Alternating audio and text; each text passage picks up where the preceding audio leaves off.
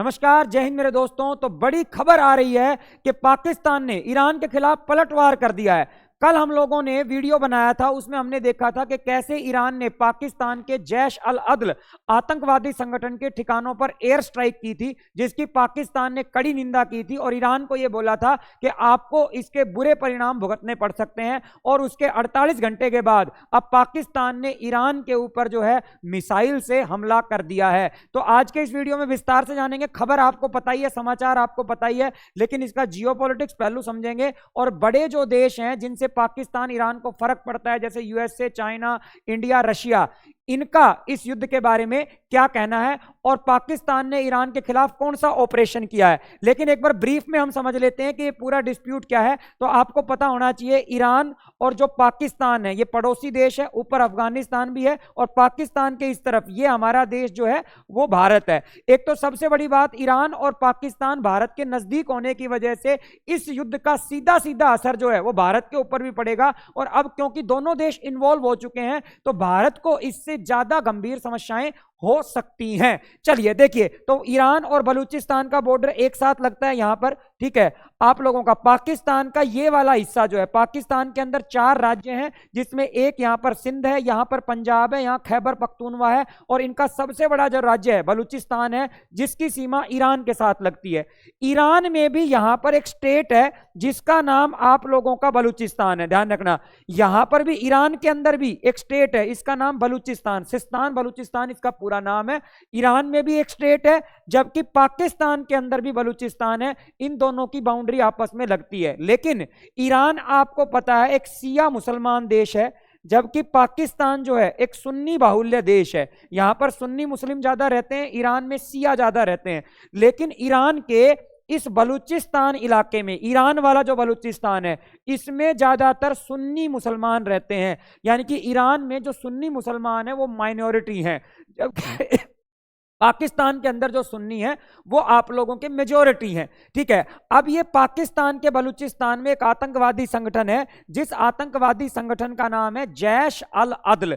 ये जैश अल अदल आतंकवादी संगठन क्या करता है, ये ईरान के इस बलूचिस्तान के अंदर घुसपैठ करता है और इसका कहना है कि ईरान जो है इन सुन्नियों के ऊपर, जो ईरान के बलूचिस्तान में रहते हैं, इनके ऊपर ईरान जो है, यहां पर इनके ऊपर ईरान जो है अत्याचार करता है और इसलिए ये ईरान से इसको अलग करके एक देश बनवाना चाहते हैं, जैश अल अदल आतंकवादी संगठन। और ये जो पाकिस्तान है, पाकिस्तान का बलूचिस्तान, इसके साथ ये मिलाना चाहते हैं। मतलब इस पूरे बलूचिस्तान को ये एक देश बनाना चाहते हैं, पाकिस्तान और ईरान के बलूचिस्तान को।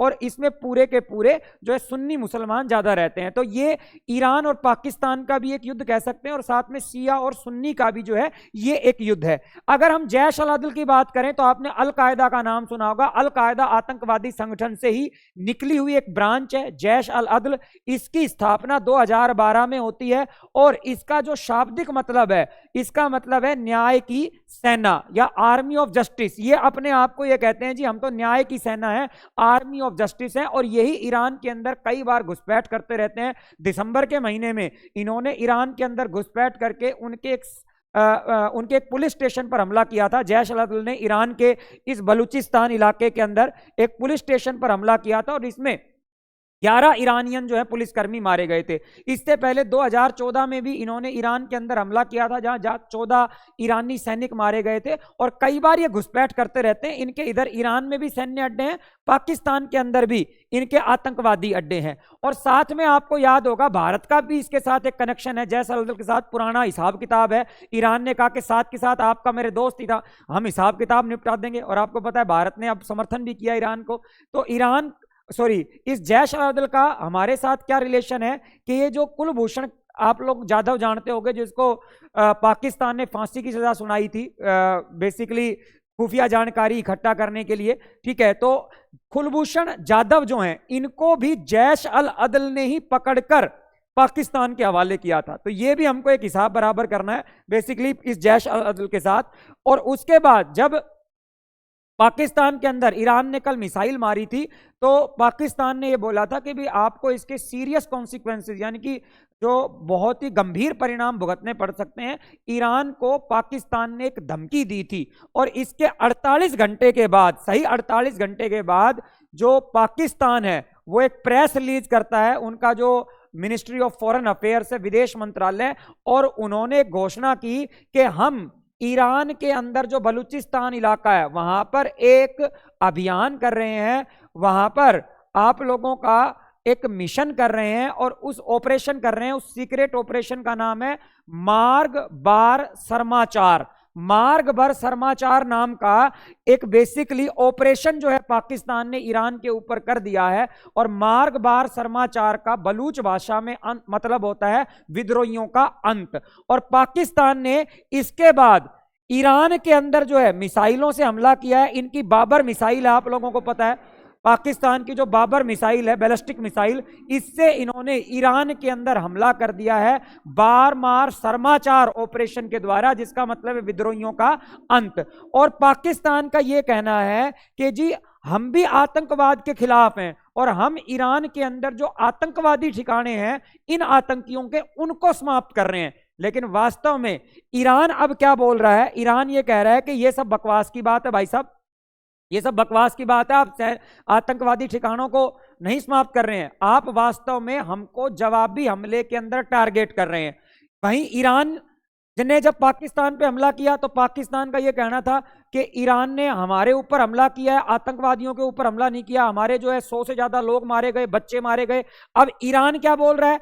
ईरान ये बोल रहा है कि हमारे 9 लोग मारे गए हैं और वो पाकिस्तान को कह रहा है तुम आतंकवादियों के पनाहगार हो, तुम आतंकवादियों को क्यों मारोगे भाई, तुम तो हमारे ऊपर हमला कर रहे हो। मतलब दोनों देश एक दूसरे के ऊपर क्या आरोप लगा रहे हैं, ठीक है ना, कि तुम हमारे ऊपर जो है बेसिकली संप्रभुता के ऊपर हमला कर रहे हो, तुम हमारे एयर स्पेस का उल्लंघन कर रहे हो, ठीक है। और जबकि दूसरी तरफ ये कह रहे हैं कि हम तो आतंकवादियों को मार रहे हैं। तो दोनों के बीच में एक कन्फ्लिक्ट आ चुका है और अब ये वार दो तरफा हो चुकी है। और भारत के लिहाज से देखें ना तो इसमें दिक्कत क्या है कि अगर आप देखोगे ईरान, पाकिस्तान और इसके बगल में हमारा देश है भारत, और जो पड़ोस की आग है ना वो आप तक बहुत जल्दी पहुंचती है अगर आप बहुत नजदीक हो। तो भारत के साथ दिक्कत यह है कि पाकिस्तान ईरान का दोनों का बॉर्डर भारत के बहुत ज्यादा नजदीक है और इसकी वजह से इसके जो है सीरियस कॉन्सिक्वेंसेस हमारे साथ भी हो सकते हैं। मतलब हम इसमें डायरेक्टली इन्वॉल्व नहीं है लेकिन कहीं ना कहीं हमको दिक्कत इससे बहुत ज्यादा हो सकती है। अब देखिए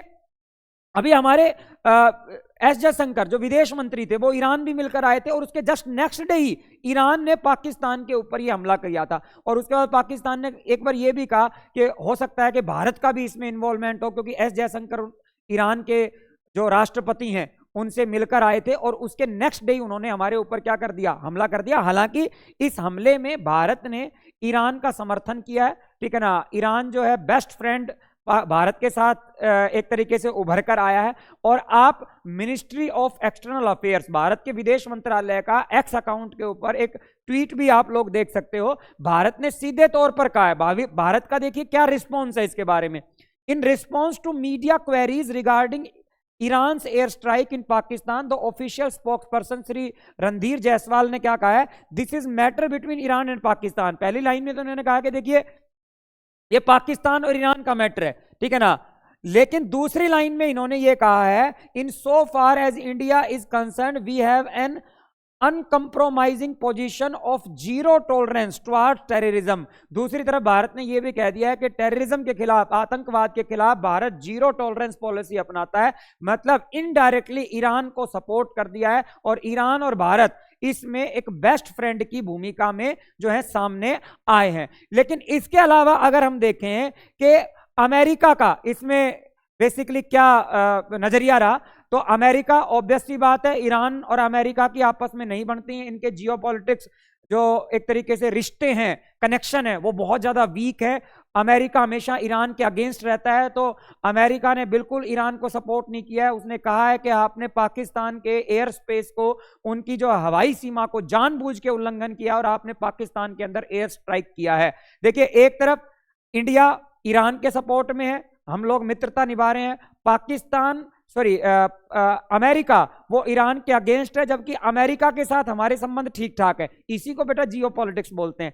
अब इंडिया के सामने मैनेज करना इन सबको। वहीं देखिए अगर मैं चाइना की बात करूं, और दूसरी बात एक चीज और है, इंडिया के लिए ईरान इसलिए भी इंपॉर्टेंट है क्योंकि ईरान के अंदर इंडिया ने बहुत सारा इन्वेस्टमेंट किया हुआ है। Oil and natural gas corporation वहां पर ऑयल माइनिंग करती है, हमारे बहुत सारे वहां पर इन्वेस्टमेंट्स हैं, प्रोजेक्ट्स वहां पर हैं। इसके अलावा आपने सुना होगा चाबहार बंदरगाह ईरान के अंदर हम ईरान के साथ जो है मिलकर वहां पर बना रहे हैं। तो इंडिया का बहुत सारा इन्वेस्टमेंट है, और अगर मान लो हम ईरान को सपोर्ट नहीं करेंगे तो कहीं ना कहीं हमें नुकसान भी है इस चीज का। तो यहां पर जियोपॉलिटिक्स पहलू से हमको ईरान को सपोर्ट करना भी है। वहीं देखिए चाइना की बात करें तो चाइना भी ईरान को सपोर्ट कर रहा है, हालांकि दूसरी तरफ चाइना पाकिस्तान को भी जो है डिनाई नहीं कर रहा है, क्योंकि देखो चाइना के लिए एक तरीके से द्वंद्व है। चाइना के पास डायलेमा है। क्या डायलेमा है? चाइना का दोनों जगह इन्वेस्टमेंट है, एक तरफ वो पाकिस्तान को भी सपोर्ट करता है, दूसरी तरफ ईरान को भी सपोर्ट करता है। इनफैक्ट चाइना ने पीछे शी जिनपिंग ने सऊदी अरब और ईरान,